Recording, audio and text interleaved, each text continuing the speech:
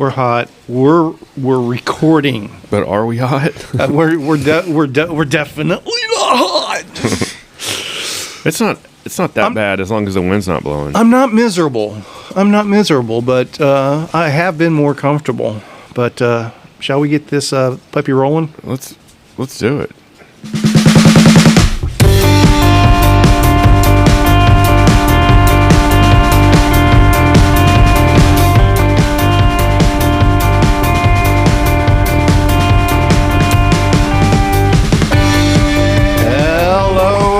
It is once again ShiftLess, episode 91. We're creeping up there ever so slightly. And boy, howdy, it's whoa, Hey. Lucy. It's winter in Texas and the dogs are loose. Yeah, they are. All right. Hey. You're not in trouble, sweetie. I loves you. I loves you. She's like, there's a strange puppy in the house.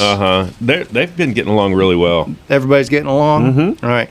I'm going to just real quickly ask for a moment of silence.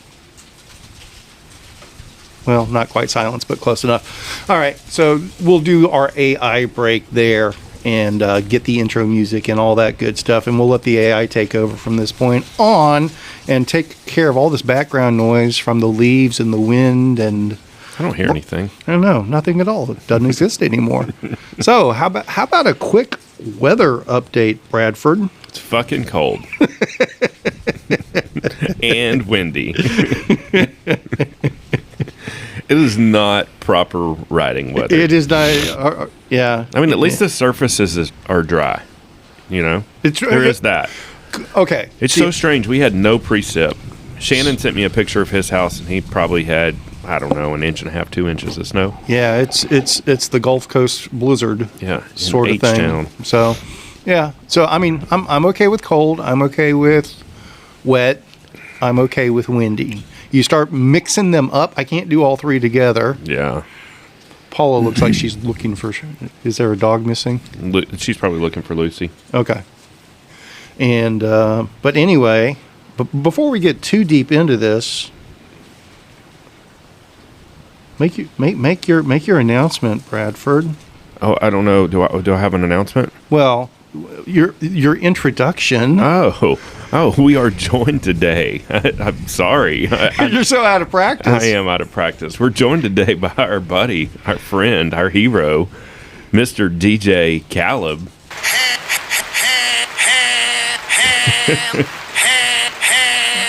And I was wondering when you guys are going to tap me in. I'm over here waving my hand like, I'm ready.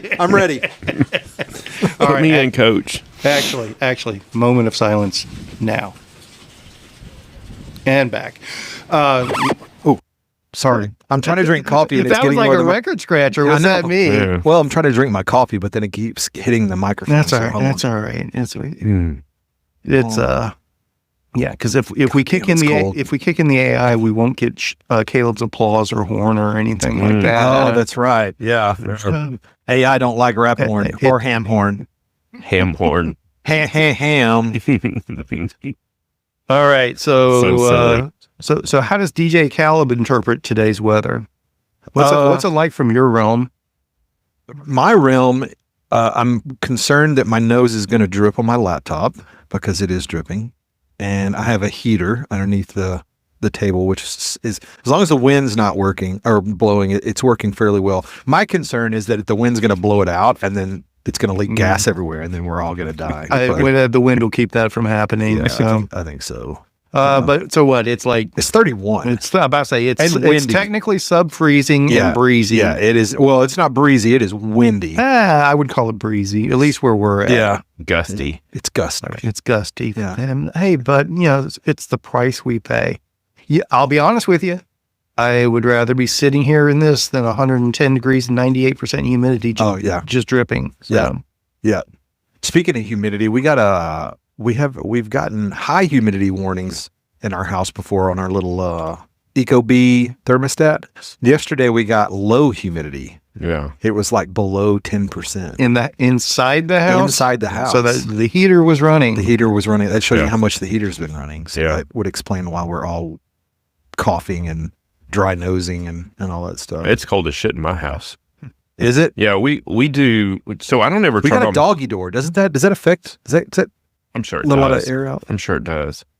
Speaking of doggy doors, I have a kennel to donate to the corgi. Oh yeah. Yeah, How big is it though? it's corgi size. Is it? I mean, I think so. Okay. Yeah, we'll take it For sure. I'll show it to you. You know that you can actually have a kennel too big for a dog.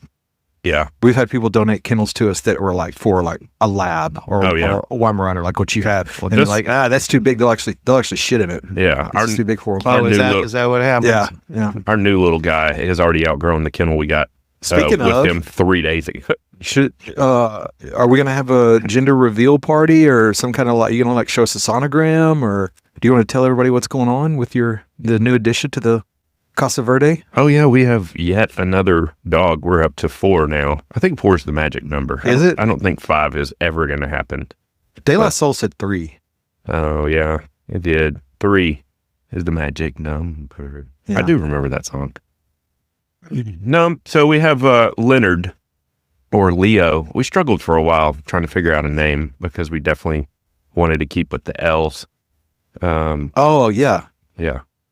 That just now hit.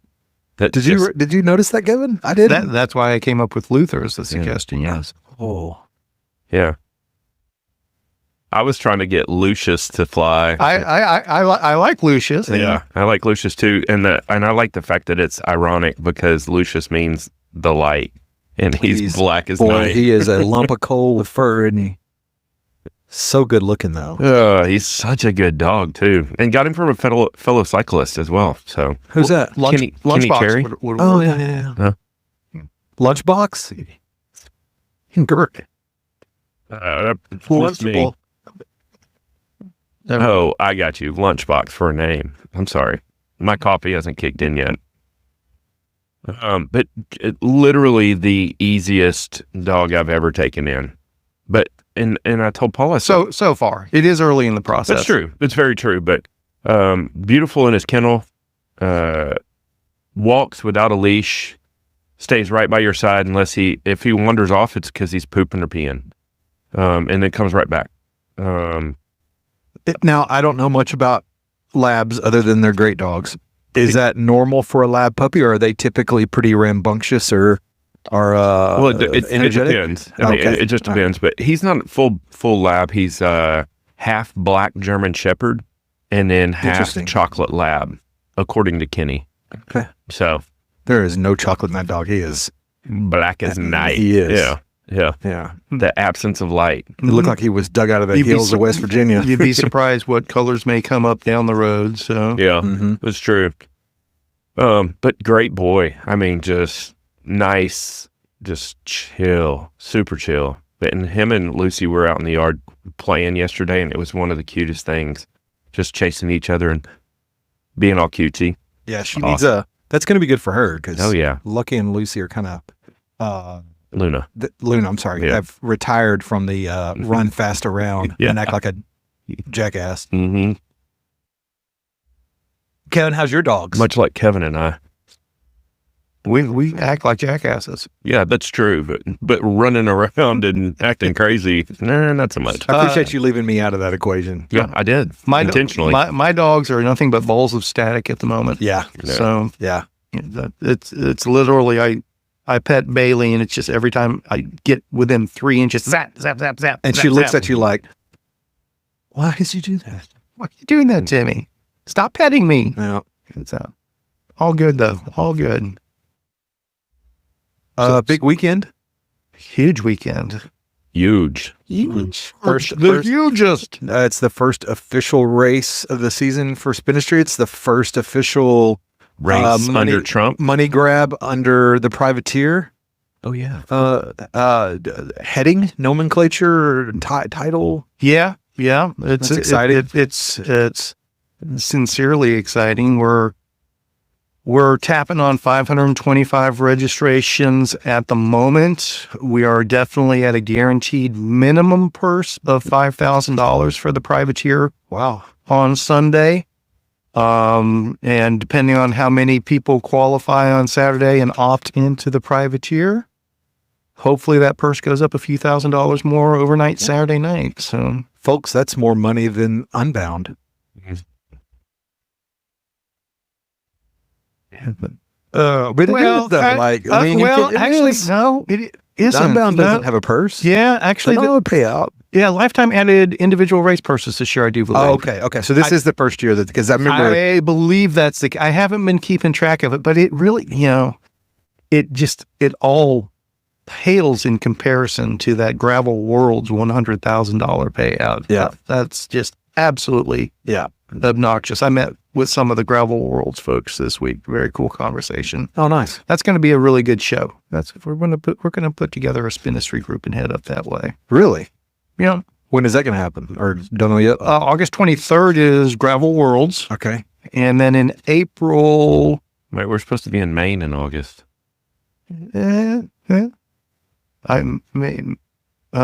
by way of Nebraska, maybe. I don't know. It's possible. We'll figure it out.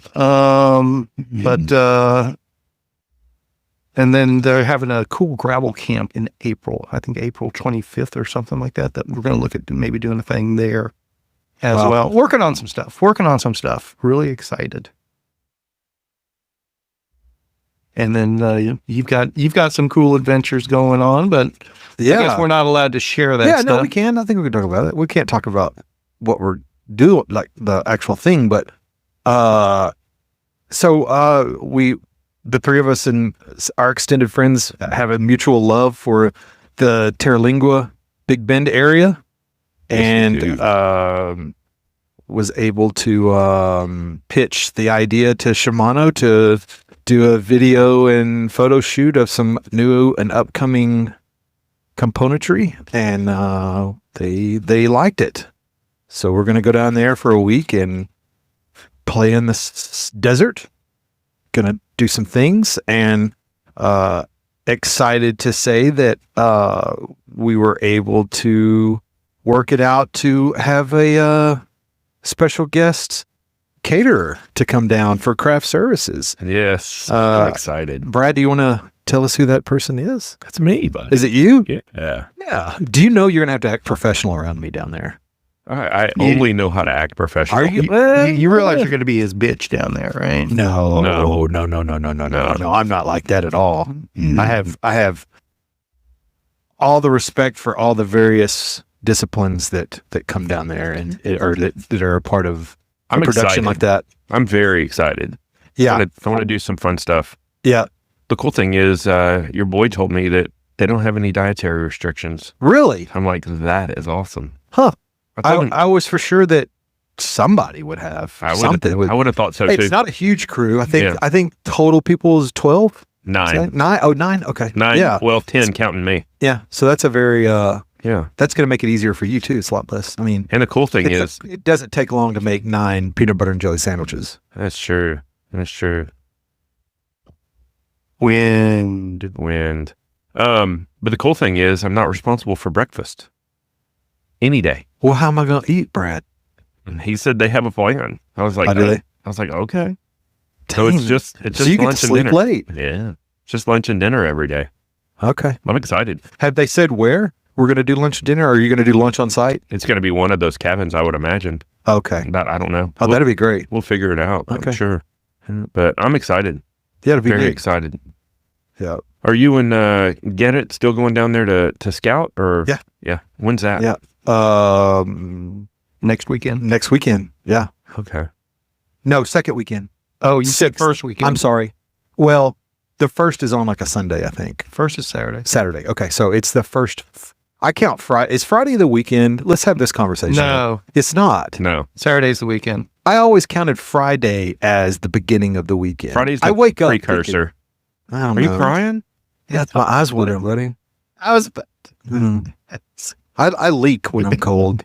Is that snot over on your temple? It is. I gotta watch out. That was globulousness. I'm of the, there's two types of people in the world. There's people who believe that Friday is the weekend, and there's people who's not. And I'm the one that does. I wake up on Friday morning going, Fuck yeah, the weekend is I'm starting. one of those. Back in the day, the weekend began on Thursday night, ladies' night. Oh.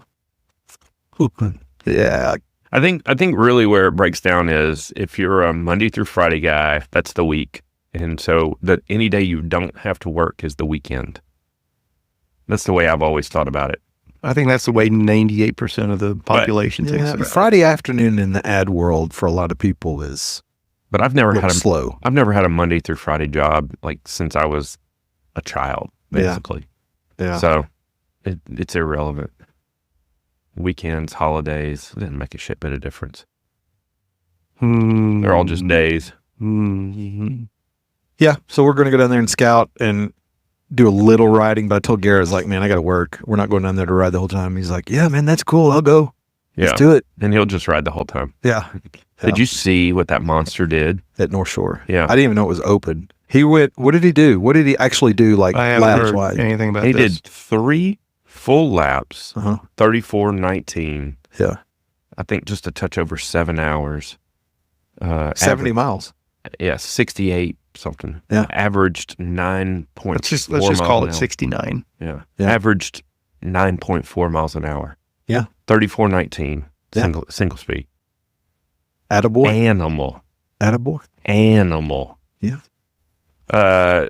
We were at a housewarming the other day and we were talking about it, and one of Aston, the guy that owns Mm-hmm. Velos, he goes, well, he had some demons to vet. I go, that my track. Yeah. Yeah, I just can't even imagine just going out there and just saying, I'm just going to do 3 laps. Yeah. I've done 2 laps out there before, like way back in the Yeah. day. I did 100 out there one day. Yeah. I was there. Kevin was there. I was there. But do you know what I did do? And I am going to toot my own little flute here. Kevin's 100-mile race was actually 97.8 miles. Ooh. So I went back out and did another full lap Or was your and ended up with 107. Or was your Garmin you incorrect? were not properly calibrated. It Yeah. was 100 miles. No, you even said it was 9.7 miles or something each lap. You even stated that. Okay. Then maybe I'm misremembering. Maybe. I went out for that last lap after the race was over, and I thought people will still be out here riding it. And I got back, and literally the only thing in the parking lot was the big pig tent. There was nothing in the parking lot. Everybody was like deuces. Yeah, this guy's, we're done. We're out of here. Oh, goodness. And I did it fully rigid, Mm-hmm. single Okay. speed. Was that on the Chumba? No, that was on that Visago I had. Oh, yeah. that that's right. Verhoeven with right. Envy Mountain Fork on the front. That's right. All right. So Garrett did 3 laps 3 full laps. Yeah, but I did not get it in the And- gear he did though. and it broke down to 7 hours. Is that what you said? It was something like that. Yeah, It was right. I think it was just a touch over 7 hours. I don't know what the exact time was. I might throw that out there as a spinistry challenge on one weekend down the road. See who, and with gears, I'll give people gears. See if you can beat Garrett's time Yeah. and earn a pizza or something. We'll figure it out. I was damn impressed. That's very impressive. And I love the fact that Garrett doesn't say, hey, guys, I'm going to do this. no, he never does that. Yeah. It's always, oh, by the way, and sends a screenshot. Yeah. Oh, look what I did. Yeah. I did a thing. Well, he went out, Kevin, and when he did Wood Ape Ramble solo, Yeah. Mhm. didn't tell anybody Mhm. he was going. We came back on a Monday and got a screenshot, and he goes, I did this weekend. Yeah. Yeah. I knew he was going to do it. Oh, you did? Yeah. Okay, good. I'm glad he told somebody. You Yeah. can't go out and do that without telling somebody Yeah. for safety. And I had Charmaine's number and everything else, so we were tracking him. But yeah, he's a different animal Mm-hmm. altogether. Mhm. Bicycles? Well, that's bicycles. Yeah. Oh, I got something for y'all. Talk to me. Let's have it. I created a new discipline, cycling discipline this morning. Naked? I've already done that. And we're going to take this discipline and we're going to save the cycling industry. And I need y'all's help for it because it's right up your alley. Okay, I'm listening. We're calling it Grambling. Okay. Okay. It's It's rambling, it's graveling, it's multi-surface. It's like you've been talking about, Brad. Okay. Get people out there adventuring where they can do it from their back door or what's convenient to them as opposed to. So it's basically the ramble concept. But I used to play dominoes on the sidewalk there. At Grambling University. Uh-huh. Well, it's Gramble is actually what it is. But okay. it does I turn like that into name. It works. It's Gramble. GoGramble.com has been reserved. So This is a real deal. It is. I was waiting for the joke to drop about either me or Adam and how we could be moody on rides. So I thought it was going to turn into a grumpy ramble. I was like, where is this going and how is Adam and I involved? I had YouTube on in the background this morning, and there was some video came on, and he was calling his riding industrial gravel. So, okay. I get where he's coming from, because it wasn't really gravel. It was a ramble. It was in Pittsburgh. It was a ramble. Yeah. But they're finding whatever double track they can that might be behind a barbed wire fence or something like that. And industrial gravel is like, okay, it's essentially a ramble, but they're chasing gravel, so it's a Gramble. Yeah. And so it's like, great. But I think that kind of ties into what we've been talking, Brad and I have been talking about is, newer cyclists, it's, people don't want to ride the roads. People aren't going to start out road riding now. Riding gravel is not realistic until you've established a certain level of capability and fitness. And most people don't want to drive an hour and a half, 2 hours to go gravel riding every week. Yeah. Sort of thing. You got to be able to roll out of your front door or leave from the parking lot at work and go on a cool adventure. And, like Brad and I were talking about last week, that's just in our DNA at this point. It's how we ride. Yeah. But that's not how most people ride, quite frankly. And I think some people need to be shown the way. See how interesting that can be. So what's the plan? What do you got going on? What are you gonna run with it? I mean, like I said, it just came up this morning, so that's okay. I need y'all's help. How do we evangelize this Go Gramble thing? Go Gramble. Get people riding that way or thinking about riding that way, figuring out what they need to do to learn how to ride that way. I don't know what that looks like yet. So. It was for me for years and years especially when I was training and it was way more serious. I wouldn't even go out without a route on my Garmin. Yeah. Yep. I wouldn't. The idea of just going out and riding, I thought, well, that doesn't make any sense. How am I going to get stronger? How am I going to improve? I didn't think about for years. I think about, well, how am I going to have fun? And then it wasn't really until I started riding with you guys on the regular. I mean, the only time I ever put a route on my Garmin now is an event, a specific, like a sanctioned event or whatever. Yeah. But the days of putting together something and, cause I would get up in the morning and I know I was going to, I'm working from home and I would ride at lunch. I was like, okay, I have an hour and a half. What am I going to do? Open up Ride with GPS and sketch out a route and drop it on and go after it. And, I like the freedom of not having, we roll up on Sunday mornings and go, what are we going to do? Yeah. That's my favorite thing is, taking roll call at Garage Coffee and seeing how, what all the variables are and then just figuring out what we're going to do. Yeah. And sometimes it's just, let's go get a donut. I mean, Kevin, what you could do is, we could say, we're going to meet like we had up here at the school in Argyle and say, and just put down, I'm not trying to take over your event, but like you can't invite people out without giving them some kind of conditions or at least parameters. You say, okay, we're going to ride, it's going to be a 13 mile an hour average and we're going to ride between 30 and 40 miles. Yeah. Make sure you bring wool socks because your feet are going to get wet. Right. Yeah. Well, and that's it. That's kind of the way I see it is do semi-organized group rides to let people semi-organized would be an upgrade. Let them get a sense of these types of adventures and what they look like. Yeah. And then that's the training wheels version of them starting to do things on their own. The minimal structure is the guidance.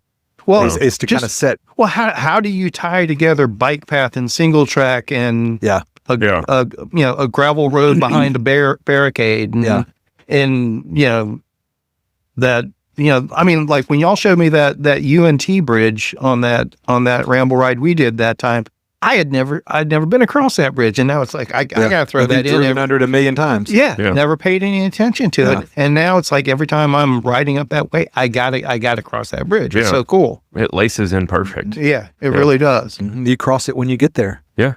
So we'll burn that bridge when we get there. But I think people need to be taught how to be flexible, for lack of a better term. Yeah. It's like you were talking about. Most people, I mean, the number one request I see from newer riders, I need routes. No, you don't need routes. Mm-mm. But then you have the opposite, people that show up like at Midnight Massacre that haven't downloaded the route. Well, but they still think they are being handed a route. They're expecting neon lit arrows and somebody to come up behind them if they miss a turn to tell them they missed their turn. Yeah. Sort of thing. They expect the route to be there. They just don't expect to. We have come a long way. When I did, was it now Unbound? They gave you a cue sheet and you had to go 4.7 miles and take a right on the county road 1117, Baryak still sells a clipboard attachment for their extension for those rare occasions that people write their routes down with notes. But I'll tell you, it was beneficial to me because when Shannon and I were doing the big loop, we both downloaded the route incorrectly. Why does that not surprise me? I was new into my routing days, and so I had to go on. Essentially, we had loaded it in backwards. I think it was set to go clockwise. And we were attempting to do it counterclockwise. Yeah. So I had to go in and write down all of the turns and keep a cue sheet in my shirt pocket. Oh no! I'm that kind of thing doesn't sound fun to me, especially at night in the hood. We talk, which is exactly how it happened. I'll counterbalance. The clockwise routing would have kept you in the hood in the daylight. Yeah. It does seem to me it might take away the enjoyment of the ride when you're constantly counting turns and looking at road signs. And I mean, I get that that's part of the event, and I get that that's like the allure of that particular thing, but I'm glad I don't have to do that. Well, and that was the line that was kind of in the sand then prior to, well, quite frankly, we were one of the first gravel promoters out there that marked course and gave GPS files, and we caught shit from that from the established events. And because it's not grassroots. Well, no, it's not. That's not gravel. Gravel is self-navigated, and you need to be hardy enough and disciplined enough to. Gravel's just a surface on a road. Just to make sure you have your cat-eye computer properly calibrated so that at 2.1 miles you do know how to turn left. That's how it was, and that was the expectation at that time. And if you weren't good enough to ride that way, you weren't good enough for gravel. Yeah, was kind of. I mean, I'm being overly simplistic about it, but I looked at it the other way. I was like, well, for people to be able to do that, they have to bridge the gap. Way to go, Kevin. I know. Here's how you bridge that gap. I'm just happy it wasn't me. And again, that was kind of the premise of the rat to begin with. You got to learn how to do tour divide. Here's something that bridges that gap. Yeah. And I think Go Gramble is kind of the same thing. You want to go out and ride ultra endurance distances, be it gravel or mountain bike or whatever else. You want to go out and ride gravel or do super long days or multi-day or bike packing. This Go Gramble is the bridge to get there if you're just starting out on a bicycle, because you're not going to learn how to do that just riding the bike paths in your neighborhood. I think also the popularity. Is my mic on? I feel like I can't hear myself. Okay. I just want to hear more me and less y'all. More me. Oh, whoa, that's way too much. Well, look at you're so damn picky. Is that better? There's no pleasing you. Little less is still out. Sorry. Oh my God. Yeah, it's better. Anyway, what were you saying? I forgot now. I can see so many different aspects of that too, though.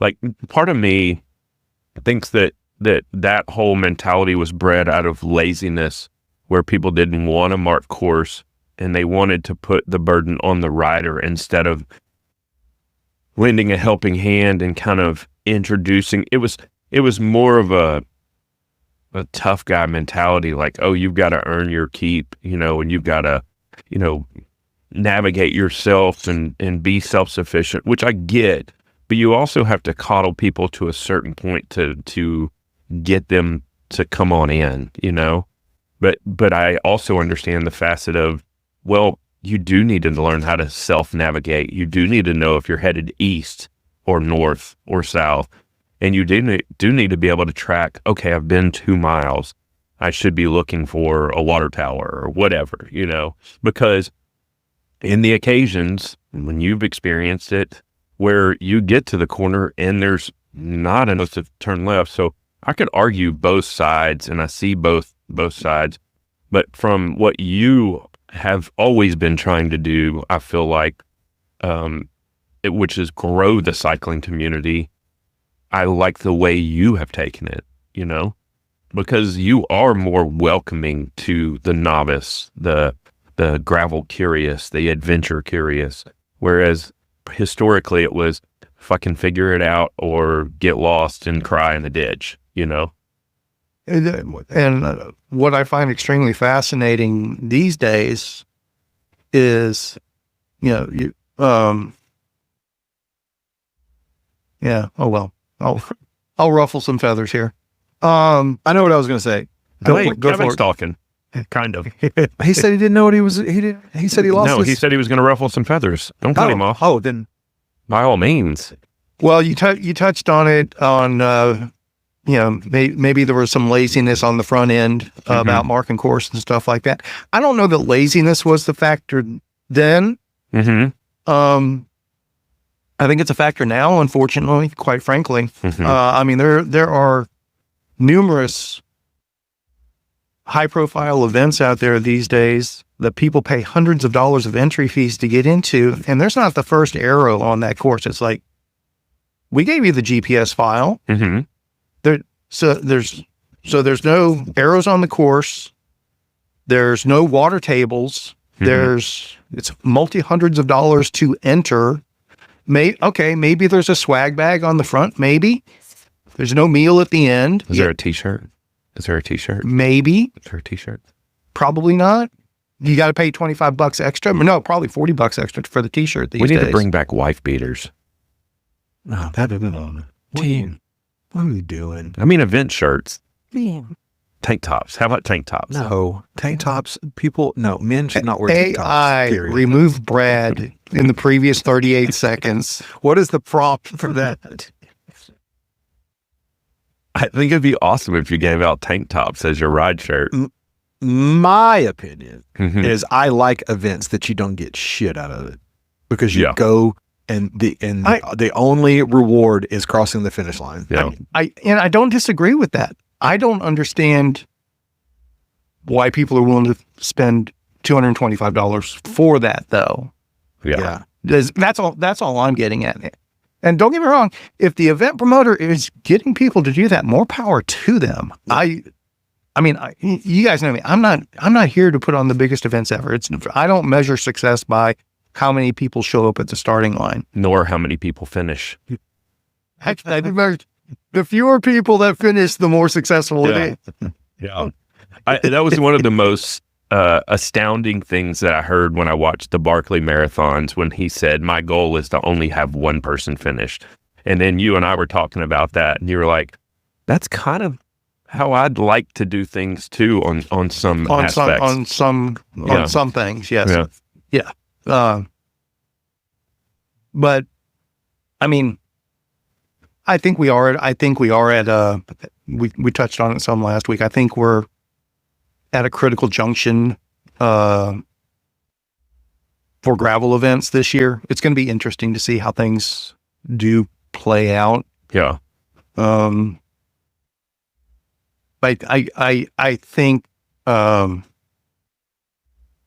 think a return to more local and more grassroots being the focus for most riders. I think we're approaching that point again. The last few years, it's been very prestigious national level events oriented, where, I mean, lots of, for lack of better term, roadies that do have a nice gravel bike in the garage, but they break it out once a year to go do Unbound or Big Sugar or SBT gravel or something like that. They only do 2 or 3 events a year, and the rest of the time they're still doing just their paved club rides. And it's not, there was kind of a perception the last couple of years that, well, if it's not a national level event, it's not really gravel. And it's like, that's interesting perspective. Gravel bikes. Sorry. I was at Velo yesterday, and I looked down and there was a Cannondale's Synapse, I think. Synapse. Yeah. And it had 33s on it sitting on the floor. And I just told Gabe, I go, it's crazy how gravel bikes have just evolved so quickly, seemingly, because this is an antiquated bike sitting here, running 33s. Isn't a Synapse a road bike? Synapse is a road bike. Oh, maybe it wasn't. Maybe it wasn't a Synapse. It's whatever their gravel bike is. It wasn't a Topstone. Well, Topstone's their gravel bike. I think that's not their only. Well, there's gravel two. bike. There's two. There's the Evo 6 or something like that. Oh. Hold on. If there was only some way to look up bikes. Well, and I mean, I did a video on the Cannondale Topstone 2 is like my biggest recommendation these days for a starter gravel bike. It's a great $2,000 bike, aluminum, but a nice component. Aluminum.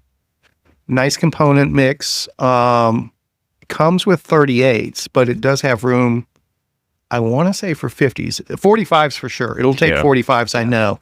Possibly even 50s. That part I don't. But huge front triangle. Has the bosses all over the place. Yeah. So the Topstone, that was the Topstone 2. And obviously they've got higher levels and a lower level one. Yeah. Yeah. So the Synapse is road, and then Topstone and Super 6 Evo are the two. The Super 6 are the really, really racy geometry. Racy, yeah. Yeah. And then the Topstone is more, a little more relaxed, but it also has the rigid fork has the pivot point, because that's what I had. Remember, I had the pivot on the seat stay. Yeah. Seat tube. Mm-hmm. And then it's also got the lefty. Yeah. Which is what they kind of combined they basically integrated the What's the travel? Slate. Oh, the Slate. That's what it was. Yeah. The Slate. I love that, man. If the Slate, I guess gone, right? It is. They got rid of it because of it only came in 650B, which so instead of just making a 700 version, they just brought it into the Topstone family. Yeah. Well, that makes sense. It gets. I love that. The Slate was a cool bike. Man, that bike was fun. I would have loved to seen a proper Gen 2 of the Slate, to be honest with you. Did they only run it for 2 years? No, they had it for like 3 or 4. It was had a couple of versions of it. Well, it didn't. But it didn't change. It didn't change. It's just a different component mix and colors. Travel, I want to say They did upgrade the 30. They upgraded the fork to they did do a 40 millimeter or 50 millimeter fork the last year, I think. Yes. The only major update from that point is they added, I think it is 40 or 50, but mine was 30. Yeah. But man, I could make turns at North Shore faster on that than I could my XC full suspension. Now I couldn't ride it as fast because it was a rougher ride, but as far as like whipping around corners and bike handling, I've never had a bike that can handle that fast. I've been going down the affordable bike bunny trail the past week or so, and basically because of what we were talking about last week during the show, and there's a bunch of good bikes out there right now for $1,000, $1,500. You don't have to go to the damn bike shop. I think that's going to be the backbone of cycling this year. I sure hope so. Yeah. And that's kind of why I'm leaning towards this. It's like if we can get a bunch of those $2,000 and less bikes sold, between $1,000 and $2,000, and get newer people on bikes. We got to give them somewhere to ride it, that they're enjoying it. They're safe. Yeah. They feel safe. Well, it's just like every other industry, though. I mean, you talk about busts and boom. It's a pendulum. There's a time when you can sell $15,000 bikes like nothing's going on, and there's a time where it's a struggle to sell $500 bikes. Again, I keep falling back on the boom was COVID. Yeah. I don't want another COVID to be the boom for the cycling industry. But you didn't let me finish my thought process. I'm sorry. It swings, and then we've got to figure out how to be in the middle a little bit. The push doesn't need to be for $15,000, $20,000 bikes. There's always going to be a market for that, for those people that have that kind of scratch to spend. But we really need to cater to the entry level and the next bike up. Those are the people you need to cater to, because once they make it to that step, they're going to take the next step on their own. Yes. Yeah. So, I see that in a bunch of different industries that I pay attention to, whether it's the bourbon industry or the car industry. They're all kind of in the same market right now, where they have too much product and the demand's not there. So it's going to settle out to its natural state, the bourbon industry is a good example, though. That's the potential negative effect of tariffs, because, that was the price that the rest of the world put on the U.S. when we went through the tariff stuff, the first time around. Mm-hmm. They're like, all right, well, we're going to put tariffs on United States liquors. And that was right when all of the U.S. distilleries were just really ramping up with their bourbons and whiskeys and exporting them to Europe and Japan and China and everything like that. And they all put tariffs on it, and it almost decimated that industry in just a few years. The COVID aspect of it didn't help, but it was, that was the next step in the process. But I agree 1,000% that what's going to save the cycling industry is to get new cyclists involved, and $15,000 bikes are not going to attract new cyclists. There's no doubt about that. Mm-mm. New dentists. And I think the crux of the matter, and that's why I'm toying with this Go Gramble discipline, for lack of a better term, is there. If you live in a major metro area, you don't want to ride a bike on a road these days, generally speaking. Right. I recognize some metros are better than others. Some have better cycling infrastructure and so forth. But ultimately, it's still, there's more cars on the road and more people staring at their phones while they're in their cars. Oh my God, don't get me started. Yeah. But still, even if you're a new cyclist and you want to go ride on your own, it doesn't matter what the infrastructure is. Even if it's the best infrastructure, it's still intimidating to a new rider. It is intimidating, but I can only look at it from my own personal experience, my own personal perspective. When I first started riding, 2002, 2003, I go to my adult. That's when I started riding as an adult post college. Mm-hmm. You graduated in 2002 from college? I was out of college by then. Yeah. But I was out of college by then too.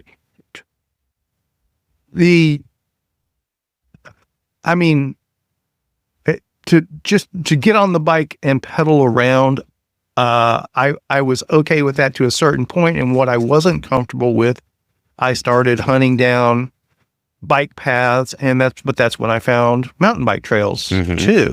And even back then, I was very wary of riding on the road, but I had to, I had to do my own research and get some idea of what the other options may or may not be.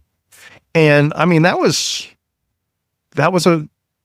an extended learning process, getting self-taught at that. It took some focus. It took some, tenacity to figure out. But we've come a long way as far as that goes. Like, being able to find routes via your computer, Right. and being able to put them on your head unit on your bike is so much easier now than it's ever been. It is now, but I mean, a brand new rider's not going to have a Garmin or a Wahoo. I understand. So that's why I want to ask you a question. What is the best, if you had to say one resource for finding a route without minus scouting, just going on your computer and looking and trying to link paths and foot trails and double track and single track? You got to remember that a lot of the, I mean, even experienced cyclists, there's a lot of people that don't use head units. They use their phone, which is the same thing. I mean, you can pull up Ride with GPS or Strava and look at heat maps on your phone just as easy as you can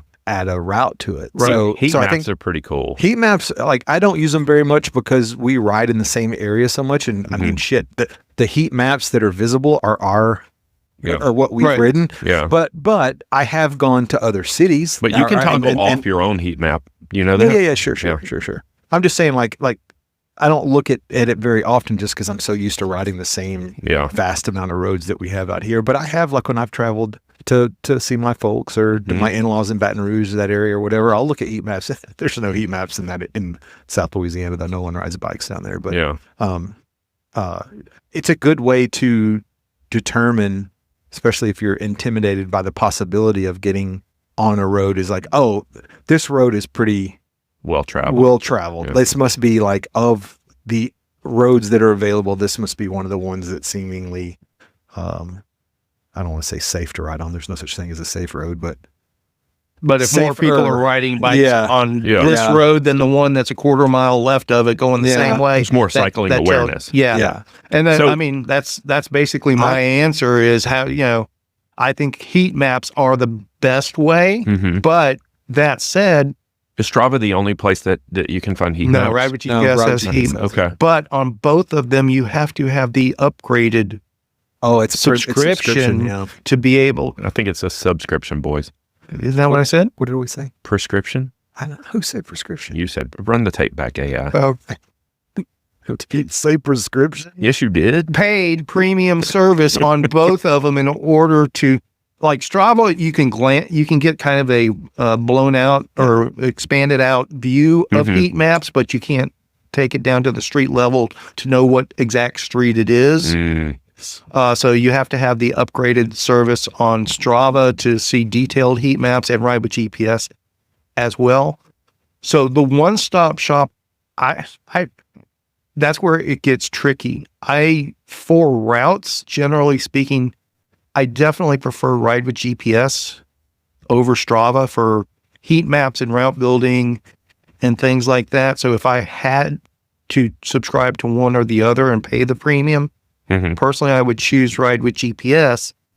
That said, I think basic Strava is what most people actually, I had a video that came out this morning, first steps for new riders, and get a bike. Get free. Well, after the bike, this is what you do.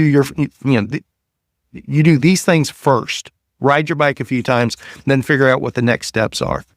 But I said free Strava is, like, at the top of the list. Start recording your rides and keeping track of what you're doing, and mapping your routes and things like that. I think it's important to start doing that, just so you start getting familiar with the tech and how it works, and find more capabilities down the road. But for the biggest part, if you get a brand new bike this week and you start riding, if you record that your first couple of rides, hey, I was doing 8 miles an hour on my first rides. 3 months from now, hey, I'm doing 12 miles an hour. I'm better. You can see it's a very tangible payoff just in a fairly short period of time. Yeah. I agree. And people love to see their own personal progress. Oh, it gives you a sense of accomplishment. No doubt about it. So that's motivation. Yeah. Going back to your Gramble idea, I think that I've seen more and more. I mean, even cycling clothing companies are pushing the casual stuff more and more. And I think that you're going to start seeing more of the competitor style guys doing more of those rides now, that with the popularity of Zone 2 training, I think is really going to, back when I was Zone 2 training, I've never heard of it. Well, okay. Be looking for Have you that. heard of and, Dylan? Have you heard of Dylan Johnson? And tire size is big right now, Kevin. I don't know if you're aware of tire size. Huh. Bicycle tires, not Oh, car okay. tires. Huh. Yeah, because you can go out on a ramble for 4 hours with your buddies and ride in zone 2, and you're going to get a benefit out of it. You will. No You doubt. will. Oh yeah. The argument that you have to go out there and stay with your heart pounding for 4 hours that's actually not always beneficial to constantly be in that state. Yeah. But in order to do that, you have to be able to go 2 hours first before you can go 4 hours. Yeah. Or you just slow down. Yep. Yeah. Slow down and go, Makes me want to ride my bike. I know. Really does. I know. I haven't ridden my bike in over a week. Yeah, I have I not. felt like an absolute piece of shit. And not having a vehicle, I'm having major cabin fever. Yeah. I'm losing my mind. I went out for a walk yesterday and it was below freezing, but I told Kay, I was like, I got to get the fuck out of the house. I can't. I'm losing my mind. Yeah. I couldn't live. I had a meeting with Shimano yesterday, and one of my clients lives up in fairly high elevation in Colorado, and it was like 7 degrees outside. Yeah. Harnish is moving this coming weekend. That's right. I'm like, he's sorry, suck of shit. What is he doing? Good for him, though. He's in a better place. He's in a much better place. He Moment of silence. Yeah. He posted a picture of his Jeep with snow chains on it, and he goes, "This is my life now." You asked for it. Hey, there's some cities that aren't there some small cities in Colorado that you can get a ticket for not having it? Yeah. Oh, yeah. I'm sure. Yeah. Yeah. Well, it would just be there's certain parts of the state. Yeah. If you're on a certain road without chains, you'll get in trouble. Yeah. So that's a trip, man. That's a whole nother life. Yeah. We cry when it dusts snow, and everything shuts down up there. It's like, it seems almost like a bravado thing, like a badge of courage or something. But then at some point up there, everything shuts down too. Yeah. Oh, yeah. I don't want to live in an area where it takes me an hour to get dressed to go ride. Yeah. I don't have that much time to waste on that. Yeah. Can you imagine? Well, but think about it. And I'm going to keep pounding this. That's kind of what we're up against now as almost a requirement for cycling, though. In a lot of places, you have to load up and drive somewhere, and you're taking an hour out of your day to go ride your bike. Mm-hmm. Yeah. And then you have to drive back. Yeah. Mm-hmm. I don't think that helps build the cycling. Quite frankly, it's for people to lose 2 hours a day just to go back and forth to ride their bikes isn't going to encourage people to ride their bikes 5 times a week by any stretch of the imagination. Yeah, I think there's definitely a benefit from being able to ride right out of your front door, and figuring out how to navigate your area is beneficial to that. I mean, like that's what when I first moved here. Obviously, I moved to this location because of the expansive cycling around here. And obviously it was better back then, but that was my first goal, was to just start putting together routes from my door. I knew that I could ride to Knob Hills. I knew that I could ride to North Shore. I knew that I could ride to Isle de Bois. And it was just figuring out how to make it to all these different places. Right. And then putting together loops and, various routes and, Yeah, and all that stuff. If anyone's listening going, what the hell are they talking? What do you mean by that? So a perfect example is you may have a bike path that's going through the park in your neighborhood that if you just hop on that for 3/4 of a mile, you get close to one old abandoned road that's out of commission that gets you another mile down the road, and the next thing you know, you're at a mountain bike trail. Yeah. And you never had to load up the bike and go, and you've got an extra 30 minutes of riding just to get there. Yeah. Sort of thing. And that's kind of the premise of, like when I came to pick you up this morning, I came by, I'd never been down that road going to your house before. I'd always come down the west side, and I saw that neighborhood park, and there's a bike path right there. And the first thing that pops into my head is, I wonder where that goes. Yeah. There's trails back there. When we first moved to that neighborhood, I was like, oh, this is a bike path. Let's go see where it goes. And come to find out, there's a 1.5 mile of trail back of oil lease trail. What are you talking about? That cross timbers behind my house. Oh, yeah. Well, there's more than 1.5 miles back there. Well, yeah. But it's all spider webbed out. Yeah, it's hard to make a flow out of it. But anyway, Yeah. but But yeah, it was because we just, It's amazing how you can connect those pieces Yeah. together that seem to be so randomly just parceled out for lack. It's like, oh, okay. So I hop on this one paved section for a half of a mile. Okay, Mhm. I can tolerate that sort of thing. And then I put together another piece, and I mean, I'm getting excited just talking. That's my favorite kind of writing right Yeah. there. It really is. What gets me excited is when you know this piece, and then you know this piece, and then you figure out how to link them together. How do I get them together? It's Yeah. like, and sometimes you find something really special to do. That's Yeah. like, oh, this is Yeah. awesome. Yeah, I love Well, that the stuff. first time I found Corbin, it was like, oh, You this know, is cool. you know you're going to have a good ramble when you show up on Sunday and someone goes, I want to see where this goes. Yeah. Doesn't happen very often Yeah. because we've No. kind of seen it all around here, but every once in a while that happens and you're like, oh yeah, Yeah. it's going down. That's my favorite thing though, too, is just to ride by a road and go, where's that go? You know?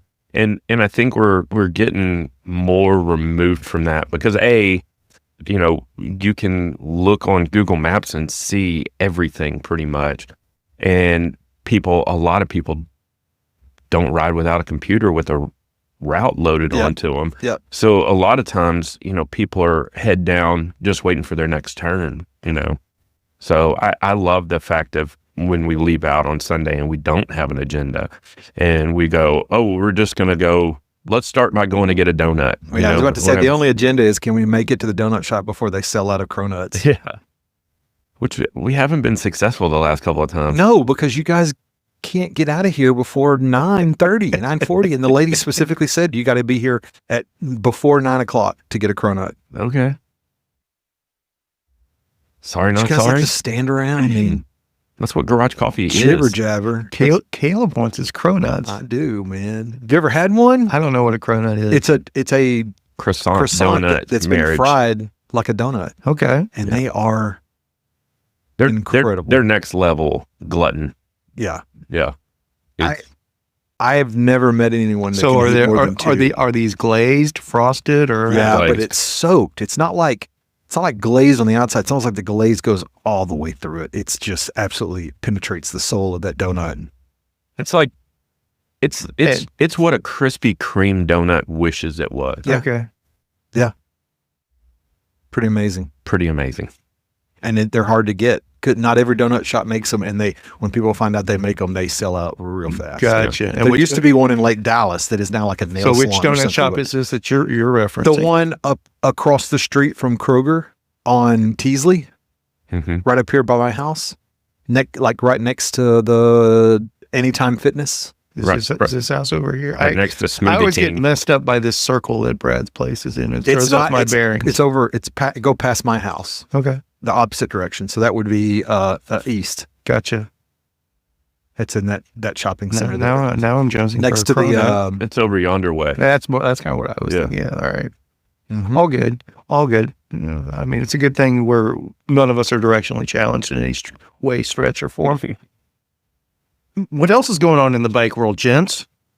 I have a bike that's almost 95% do. complete. You do, and it's looking good, I might say. My brakes just came in yesterday after I left the bike shop. They arrived because somehow my brakes were misordered. They ordered me post mount or flat mount instead of post mounts. But I have everything. I have a stand-in seat post for the minute. My other seat post is coming. Are you getting a dropper? No, Okay. no, I didn't think you would. I'm not a driver boy. I know you're not. I may be, I don't know the term. I'm a holdout, I guess. I still don't have one. Yeah. I know Josh Dean I have thinks that you can't ride a bike without I a have driver. one that I have used one time. Yeah. So The bike I'm looking at, every model has one, so I'm probably going to end up with one by proxy. What is But that? not What choice. is that? What bike are you looking at? Yeah. I've seen photos before the embargo. Yeah. I got a mint green one, Ooh. but you didn't hear that from. Sounds sexy. It's mint green with gold salsa lettering. does salsa have you embargoed? No. Yes. No. Okay. No, what does that mean? I don't even know what that means. Well, I mean, you haven't officially been released anything by Salsa, or have you? Say it again. You yourself have not been the recipient of something. Oh, I have nothing in my possession. No, that's impossible. That's kind of, I mean, that's what I'm saying. Yeah, so the only you're time not, that happens when you're you not test it. subject to embargo. Now, if somebody that is subject to embargo Yeah. made the mistake of leaking to you, that's on them, not you. Yeah. Well, it's not hard to find those leaks. I mean, I you look hard I enough. understand. And man, I hope. I'm going to sneeze. Mute me.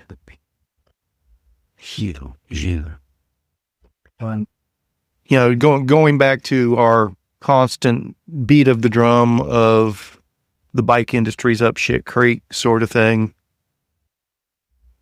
Look at the sun. Look at the sun. Take your glasses off. That didn't work. Okay. I think The being paranoid about the state of the bicycle industry still, I'm concerned that brands that make me happy, such as Salsa, mm-hmm. I'm not saying there's anything that makes me think they're in trouble, but it would crush my soul for somebody like Salsa to get caught up in all of this. Does that make sense? Yeah.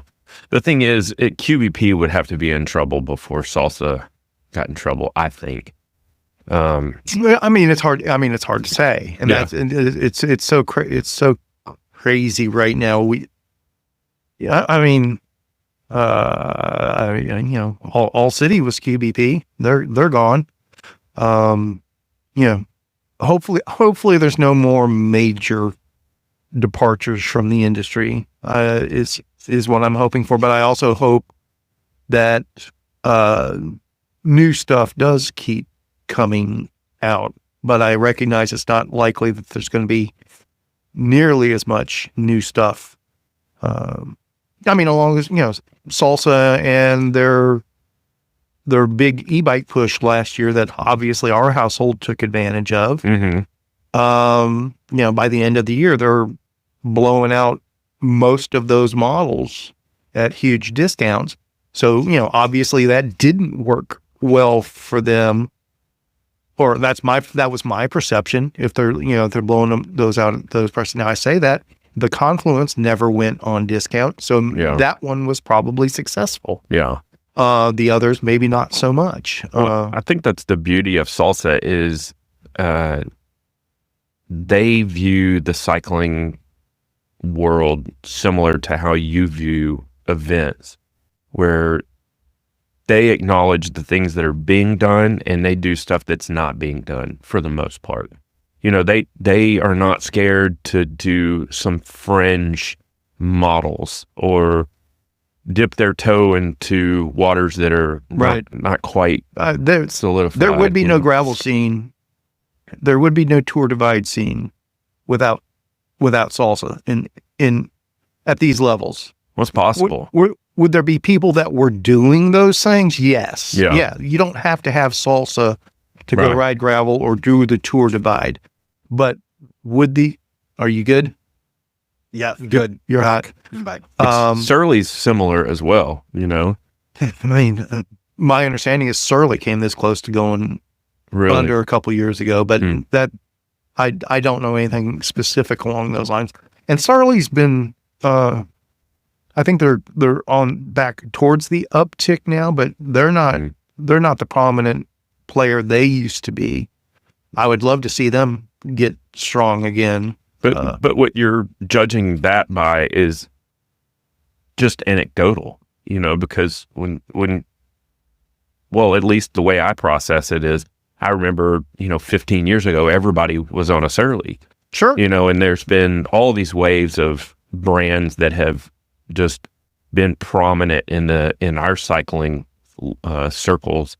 There was Pivot was one for a while. Everybody was on a Pivot, and then there was Visago was everywhere for a while, and before that it was Surly. And Steel is a niche now. Yeah, Steel's a niche, very very nichey right now, and I think Steel's Steel's coming back, and I mean, steel is going to be one of those things that is never going to go away. No, not to the ones that really love it, which is the niche part of it. Well, that's fair. And again, I go back to the Go Gramble crowd that's starting out with their first $1,500 bike. Steel is not what they're considering, generally speaking. No, because you're not going to get a nice steel bike for $1,500. Well, you're going to get a nice aluminum bike for $1,500. You get a nice aluminum bike, but in turn, or Chinese carbon. The people that some of these newer riders are reaching out to for advice, the people they perceive are experienced cyclists that are actually maybe fairly new themselves. A lot of this latest gen, if it's not carbon, there's no point to ride it, sort of thing. There's a lot of people that carbon is the only material a bike should be made out of. Carbon does not have a soul. What? Carbon is the ginger of all bikes. Hey. I'm sorry, ginger. Sorry. Sorry, What that's do you mean? that's But y'all's what do you word. mean by that? Why? What's your opposition to carbon? Carbon just doesn't have, it doesn't.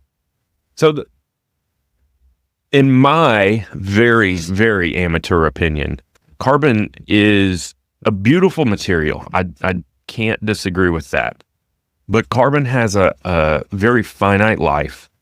A 10-year-old carbon bike is dead. And carbon fails catastrophically. Carbon, if you get a hole in carbon, yeah, you can repair it. But it changes the overall feel of that bike. And the bike, the carbon feel just diminishes over time. Okay, but most people aren't going to keep a carbon bike for 10 years. Well, and that's what at that point they're going to upgrade because of. So that's what I'm getting to. Nobody buys a carbon bike and says this is my forever bike. Titanium can be a forever bike. Titanium can still fail. Welds can fail. Blah blah blah. But carbon, I think personally, is more suited for race bikes and racer type rides and people. 5 years on a carbon bike is a long time. 5 years on a steel bike is not a long time. 5 years on titanium is like having a diesel engine. It's nothing in the grand scheme of things. Where, I just don't think carbon is a long-term investment. How about that? Yeah. But it is the de facto standard right now. I'm up on 8 years on my Cutthroat. Yeah. It's, I think there's a proper place for every single frame material. I have nothing against carbon, but I also don't think it should be considered the minimum standard for a newer cyclist to go. Particularly with the current gravel bikes, getting up to 45 millimeter and up tires, 50 millimeter and up tires, aluminum's perfectly fine to get started on, because any potential harshness from aluminum is essentially eliminated by big rubber. Get rolling on an affordable aluminum frame.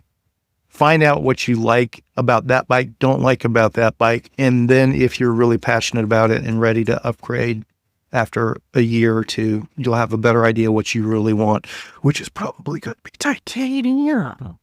Titanium is my dream material. No doubt about it. But just because it's titanium doesn't mean it's a good bike. Facts.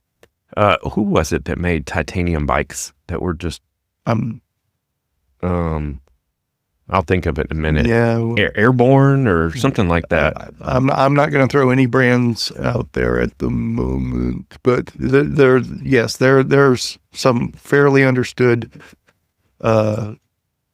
subpar titanium manufacturers that were out there that were kind of doing semi-mass produced titanium for a while, that were very well known. Starts with a T or starts with an L?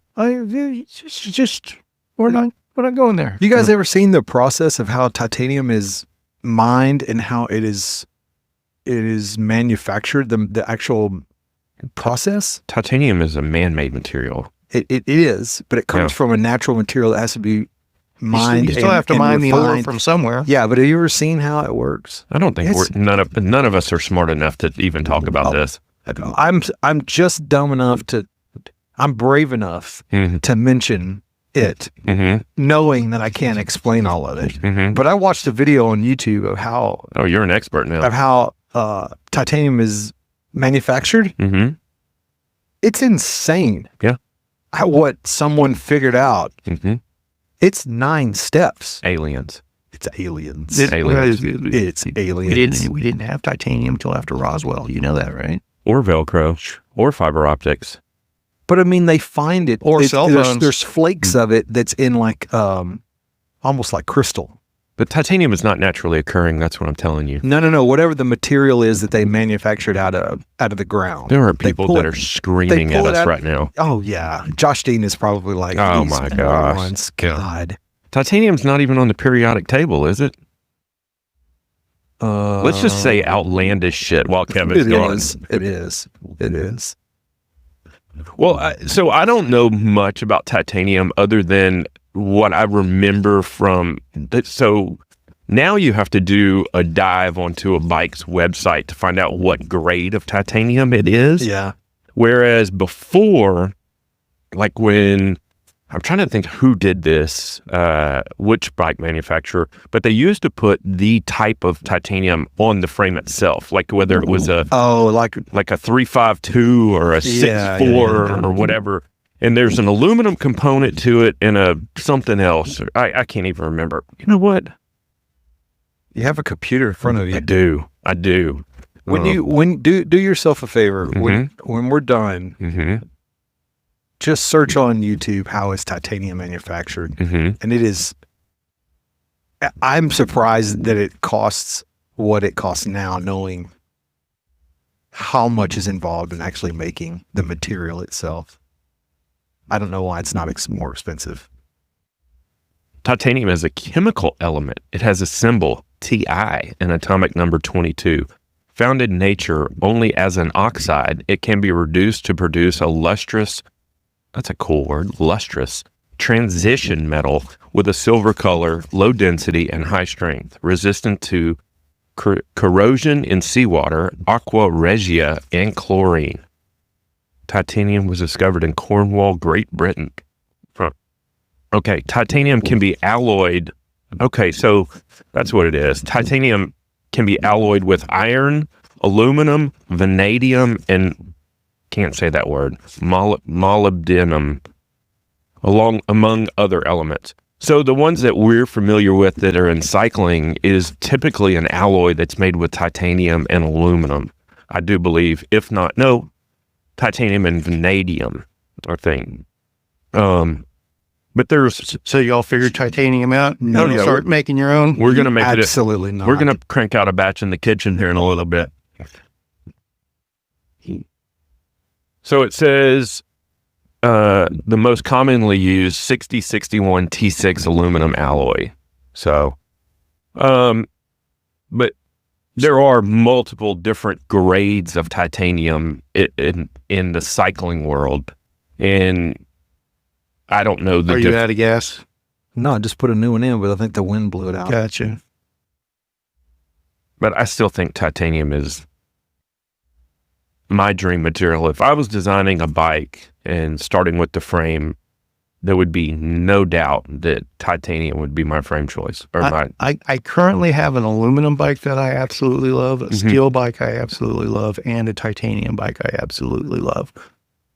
But I was thinking about it while I was inside the house there for a moment. I am a tremendous fan of carbon forks. Oh, yeah. I'm a huge fan of carbon forks. Agreed.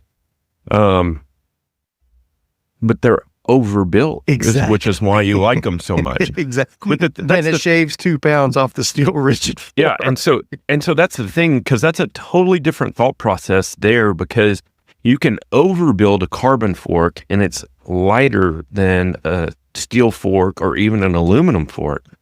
Whereas the whole premise behind carbon frames, it seems like they just try to ride the line of almost underbuilding. Yeah. The cycling industry somewhere along the way got so weight weenie conscious down to the microgram. Well, the frames aren't even consistent on their thickness. Yeah. Well, that's by design. You're right. That's what I'm saying. Yeah. That's what you're talking about is they figured out is we don't need to have the same thickness on the top of the top tube as what we do in the bottom of the down tube, where it's getting mashed and smacked with rocks and sticks and boulders and stuff like that. Yeah. I think it's gotten colder. Yeah, I was going to say that too. The wind has kicked up a notch. It's brutal. We got to stretch it out at least another 15 minutes. Though. Okay. I think back to all of this, and I wanted to comment earlier. I can't remember what you said, but I totally agree that aluminum.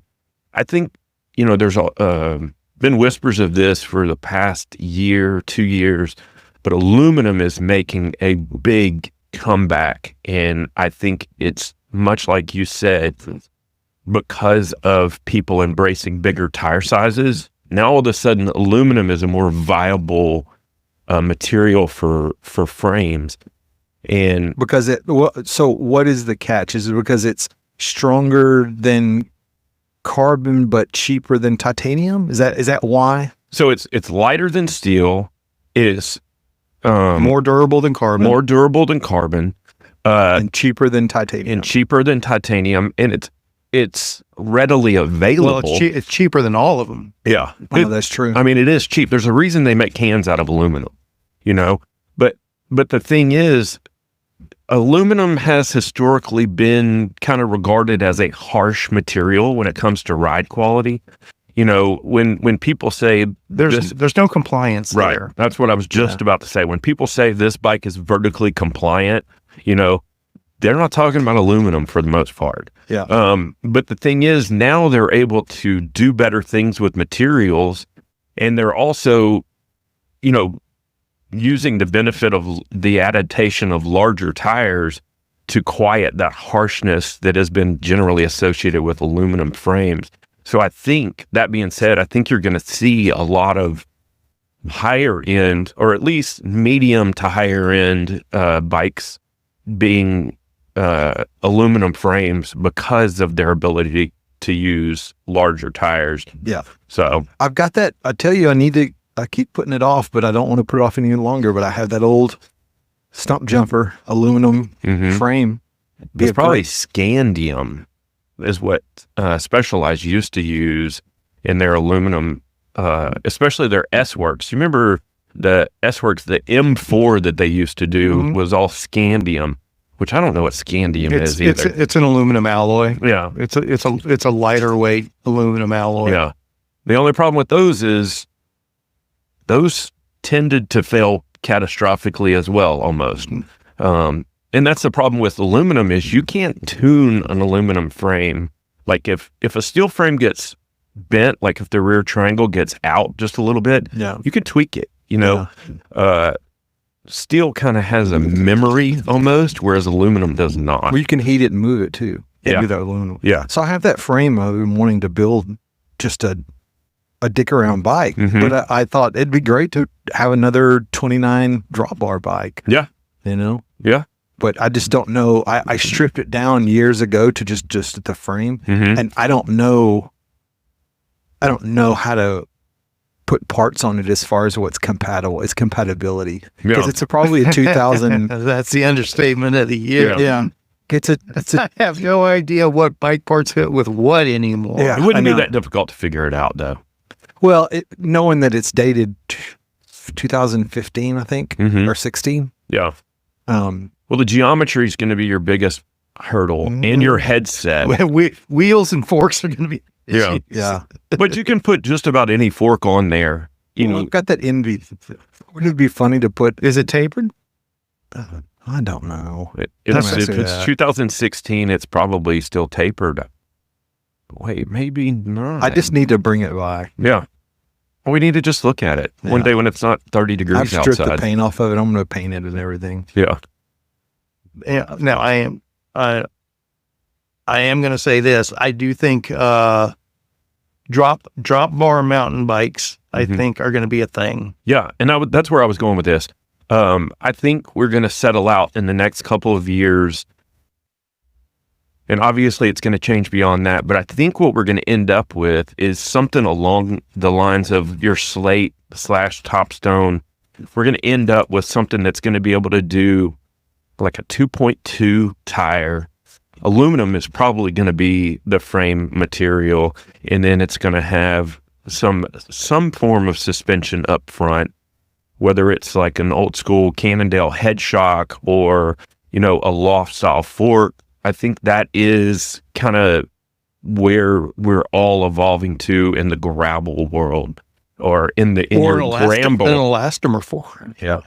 Or the Gramble environment. I think more bikes are gonna settle out towards that middle ground of, 2.2 light travel, drop bar. I'm ready for someone that I would tell you the only reason why I haven't put a suspension fork on my salsa or my cutthroat is that there's no suspension forks that have bottle bosses on them. That's what I want. I want to still be able to. I can't go on a long bike. My suspension fork has a bottle boss on it. Which one do you have? Well, I got one of those bottle adapters that you put on a suspension fork. Well, yeah, I get that. I know I can do that. I can put the strap. There's the kind that you can, But when you think about how suspension works, you can't really put a tap into that. I know. Yeah. So I mean, it would have to be the kind where it actually extrudes from the fork and it's welded. Yeah. Or not welded. Yeah, it'd have to be welded onto where the screw doesn't, or the bolt doesn't actually penetrate the stanchion. Yeah. Oh my God. This is miserable. What's with the wind? Be a great day for a ride. Kind of sit like this. And this is that. That's pathetic. You're a wimp. I know. You're a wimp. Oh, I don't know. I'm trying to think this through in real time, but if you put 2 full bottles on your suspension fork, that would affect the way your fork performs. And then if you continuously drank out of those bottles or swap those bottles for empty bottles, then your fork is going to perform different again. Well, you're already riding, but if you're doing that, it's going to perform different anyway because you're riding a 40, I can't even talk, my lips are frozen. You're already going to be riding a 45 to 50 pound bike that's loaded with gears. So it's not gear. But you're talking about sprung weight at that point. So if you're loading down your fork, you're going to affect the way it performs. Yeah. I think that's a detriment, I'm thinking, when I'm thinking about this, like just as an exercise of what the adventure bike, the go everywhere, do anything bike is going to be, you said it jokingly, but I'm thinking something, not an elastomer, so to speak, but something that's more of a passive suspension. I wasn't joking. Yeah. The joke of it is everybody saying gravel bikes are becoming the mountain bikes of old. Right, and that's what I was going to say. And I agree with the exception of mountain bikes of old, but with a drop bar. That's what we need. Yeah. A little bit different geometry, but close. Yeah, I think that's where we're going to settle out is a travel and setup of a 1990s mountain bike, mid-90s mountain bike, but with modern geometry and drop bars, and the capability of running 2.2 tires. I think that's where everything's going to kind of settle out. I think you can do that on an aluminum frame and nice build out, even if it's Qs or whatever else. Yeah, $2,000. Yeah, you can start there and have an extremely capable bike that you could do the Tour Divide with if you wanted to. And then if you want to upgrade to either carbon or steel or whatever else, titanium, down the road with your, that you could buy that $2,000 bike. It will last you essentially the rest of your life. Yes, people say aluminum after 10 years, supposedly, but not really. But anyway, that's it. We need to go into the bike business. Let's build this drop bar mountain bike. It's a great, it's a great time to get in. Yeah, it's booming, guys. Well, it's only up from here, right? Yeah. If you can tread water at this point, no, I think we're going to see those drop bar mountain bikes coming. And I mean, obviously, again, while you were away, Caleb, I was praising Salsa and what they've done for the sport. Yeah. Over the years. Well, I think Salsa's the first one that actually has had a production drop bar mountain bike. The Fargo. Fargo is a drop bar mountain bike. Cutthroat legitimately is the Cutthroat. Yeah, and that's what I'm saying. They kind of pioneered that. They niche. started that path that really hasn't been expanded. The expansion has been finding gravel bikes that can now take 2-inch tires. Yeah, which I think that's.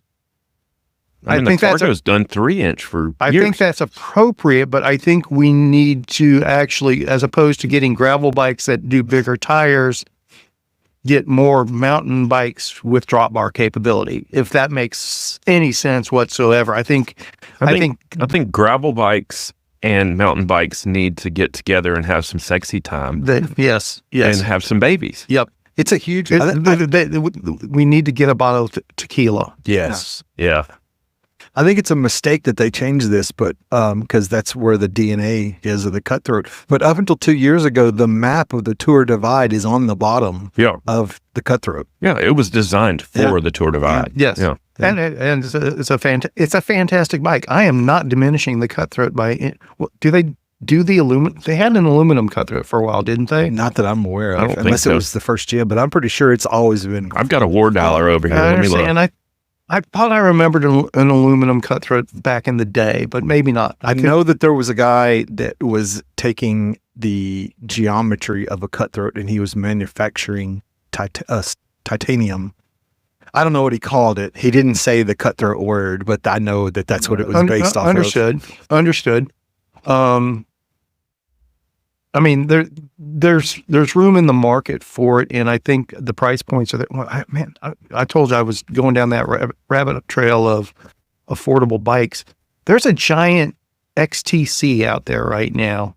It's like MSRP is I want to say it's $1,175. Wow.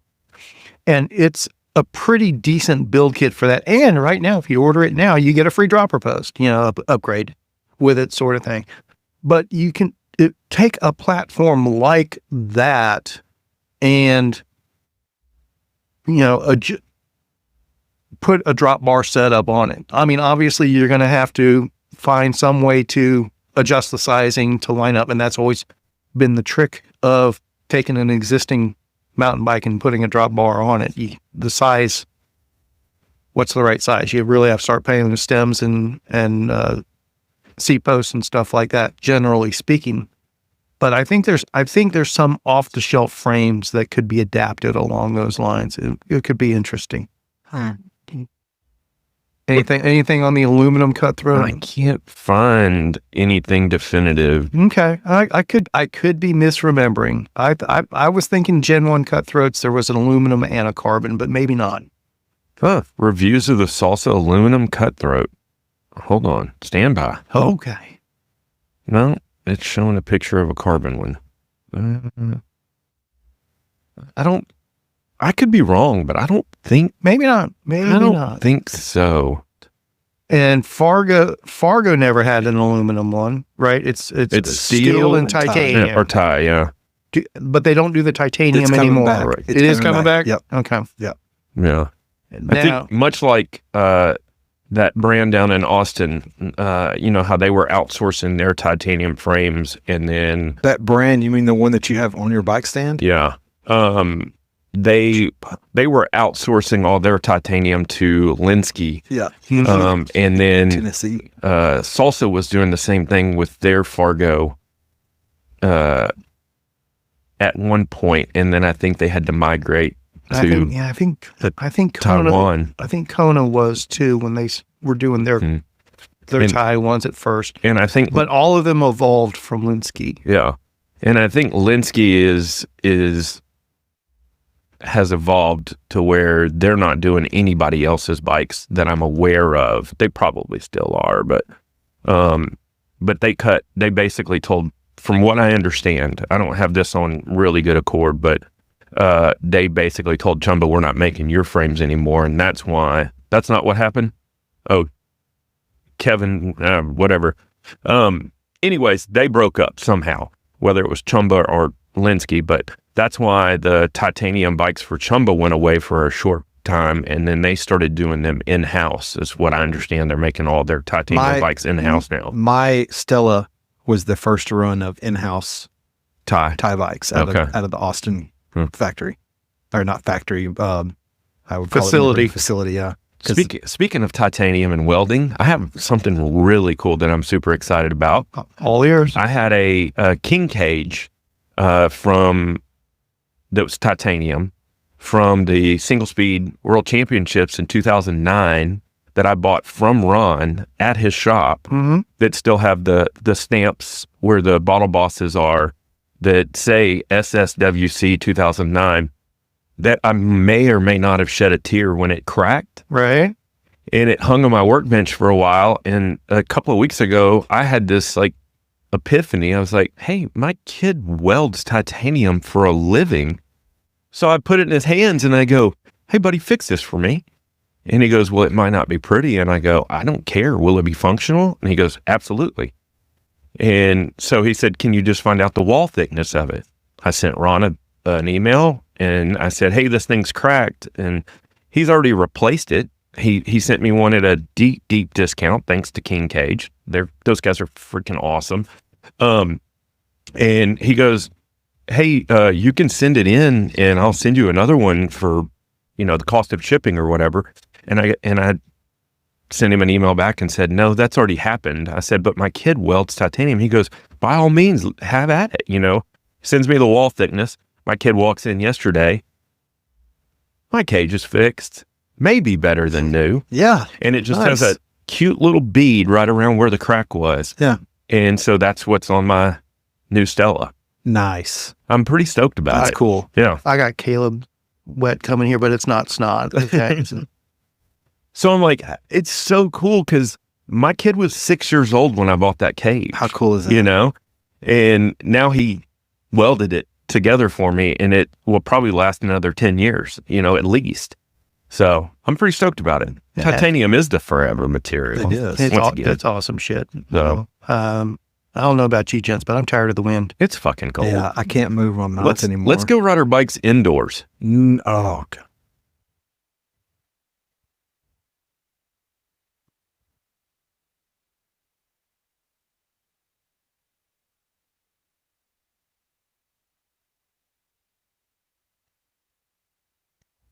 All right. You're